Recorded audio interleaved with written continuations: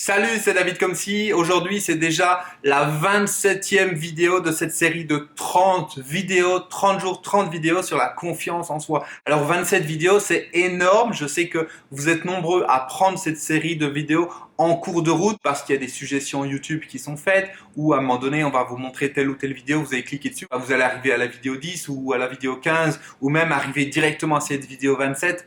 Prenez les choses dans l'ordre, c'est beaucoup mieux, ça vous permettra de comprendre ce que je dis parce qu'il y a une progression, il y a des explications. Si à un moment donné vous commencez par la fin, c'est comme un film, on a un petit peu du mal à comprendre le début. Donc n'hésitez pas à reprendre les choses dans l'ordre et surtout attention, j'ai eu beaucoup de messages par rapport à ça, des gens qui disaient « Ah mais ça fait trop d'informations, ça fait beaucoup de choses ».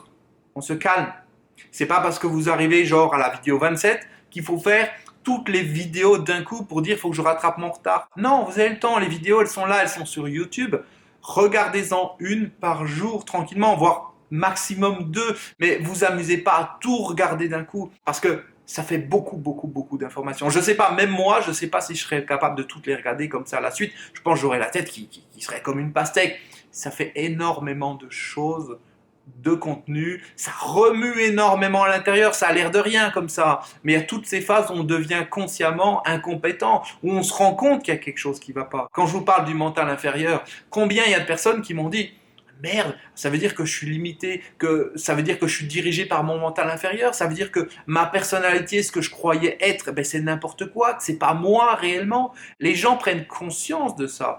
Ils prennent conscience qu'ils sont des automates au quotidien, qu'ils sont complètement enchaînés, qu'ils sont prisonniers dans leur travail, dans leurs relations, dans leur vie d'une manière générale. Ils ont l'impression d'être les chefs de leur vie, mais ils sont rien du tout. Ce sont des esclaves. Et quand on prend conscience de ça, quand on prend conscience qu'on est esclave de notre mental inférieur, eh bien je peux vous dire que ça fait mal, que ça remue intérieurement, que quelquefois pendant la nuit on est réveillé, on se dit merde, il faut que je change ça, c'est pas possible, je peux pas continuer ma vie comme ça. Donc il y a un travail d'intégration, il faut petit à petit prendre le temps d'intégrer tout ça, prendre le temps de laisser les choses digérer à l'intérieur de vous et surtout le plus important c'est garder ces 30 jours, gardez cette période, 30 jours ou plus si vous le souhaitez, cette période qui vous permet tous les jours de regarder une vidéo. Il faut au moins regarder une vidéo par jour pendant 30 jours, ce qui vous permettra d'être centré sur ce sujet et de ne pas perdre de vue votre objectif. C'est quoi votre objectif? Avoir plus confiance en vous, ça c'est votre objectif. Et vous avez votre cahier, dans votre cahier vous avez écrit en quoi c'est important pour vous d'avoir plus confiance en vous. Et ça il faut le noter également et il faut le relire régulièrement pour comprendre pourquoi vous le faites. Pas consommer les choses de manière passive. Je regarde des vidéos comme ça. C'est bien. Vivement demain pour avoir la suivante. Non!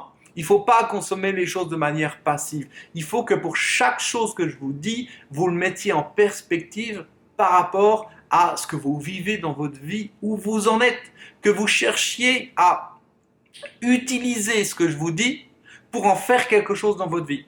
Si vous écoutez encore une fois de manière passive, c'est comme une lecture passive, ça vous donnera rien, ça sera un moment de distraction, ok c'est cool, j'ai tué le temps, pendant 5-10 minutes dans la journée, j'ai regardé ce que j'avais à regarder, j'ai regardé cette vidéo et puis voilà, je suis content. Non, c'est un travail et ce travail, il part d'une intention intérieure, je dois avoir l'intention de me dire je veux faire que ça donne du résultat, je veux intérieurement réussir à faire que ça me permet d'avancer, ça me permet de faire augmenter ma confiance en moi. Et si vous gardez cette intention pendant 30 jours complets d'avoir une augmentation de votre confiance en vous, vous allez chercher dans chacune des vidéos ce dont vous avez besoin. Vous allez vous programmer intérieurement d'une certaine manière à avancer, à progresser. Ça fera peut-être pas tout, ça fera probablement pas autant que la reprogrammation de 7 jours intensive dont je vous ai parlé régulièrement et vous avez le lien qui se trouve dans la description de cette vidéo, qui vous permet donc de fermer les yeux, d'écouter des audios et de vous laisser guider. Et c'est un voyage qui vous emmène en profondeur. En fait, avec ces vidéos, il y a des moments, ça vous fait descendre un petit peu à l'intérieur de vous, mais pas aussi profond qu'un voyage intérieur qu'on pourrait faire avec un audio. C'est pour ça que ce sont deux choses qui sont différentes.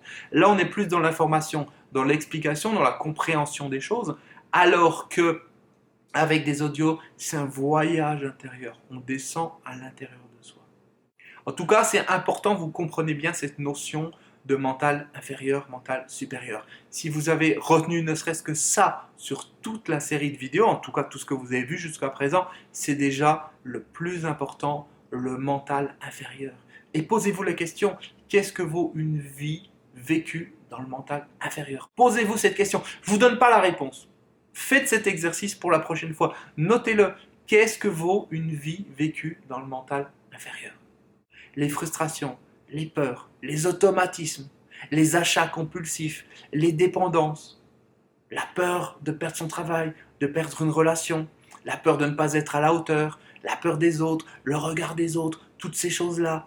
Qu'est-ce que vaut une vie vécue dans le mental inférieur? Et de quelle manière est-ce qu'on peut contribuer à la vie des autres quand on est dans le mental inférieur? Parce que l'idée, c'est quand on est dans le mental inférieur, la seule chose qui nous intéresse, c'est nous-mêmes. La seule chose qui nous intéresse, c'est notre ego, c'est notre petite personne. Ça, c'est le mental inférieur. Le mental supérieur, la seule chose qui l'intéresse, c'est ce qu'a décidé notre âme. Et ce qu'a décidé notre âme, qu'est-ce que c'est? C'est de contribuer un maximum à la vie des autres. C'est d'amener une ouverture de conscience dans la vie des autres. C'est ça que veut votre âme. C'est ça votre mission de vie. C'est ça ma mission de vie. C'est ça notre mission de vie à tous. C'est d'aider les autres à s'ouvrir. D'aider les autres à éveiller leur conscience, à voir les choses différemment, à sortir du mental et à se connecter à leur mental supérieur, ce qui leur permettra ensuite de se connecter à leur âme. C'est ça que veut votre mental supérieur. C'est ça que veut votre âme. Vous comprenez? Et c'est ça votre mission de vie. Vous pouvez être d'accord avec moi ou ne pas être d'accord. Faites-le. Contribuez à la vie des gens. Et si vous l'avez déjà fait, vous savez de quoi je parle. Quand on contribue vraiment à la vie des autres, quand on contribue vraiment à les aider, à progresser, à grandir, à devenir autonomes, ça nous amène une satisfaction intérieure qui n'a rien à voir avec la satisfaction qu'on peut avoir de notre petite personne. C'est ça le truc. Le mental inférieur, c'est l'ego, c'est moi, je. Toutes les décisions sont prises avec moi, je. Et même quand on dit à quelqu'un je t'aime, il y a un intérêt derrière. C'est pas je t'aime, c'est j'aime être avec toi parce que tu m'apportes ceci, tu m'apportes cela. Et puis quand tu m'apporteras plus cela, eh ben tu dégages, tu fous le camp.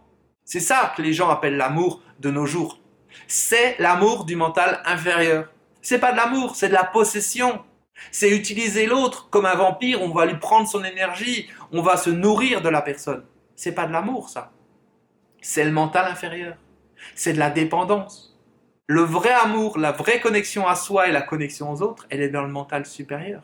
Et c'est là qu'on éprouve les vraies sensations. C'est là qu'on éprouve quelque chose qui ne s'explique pas avec des mots.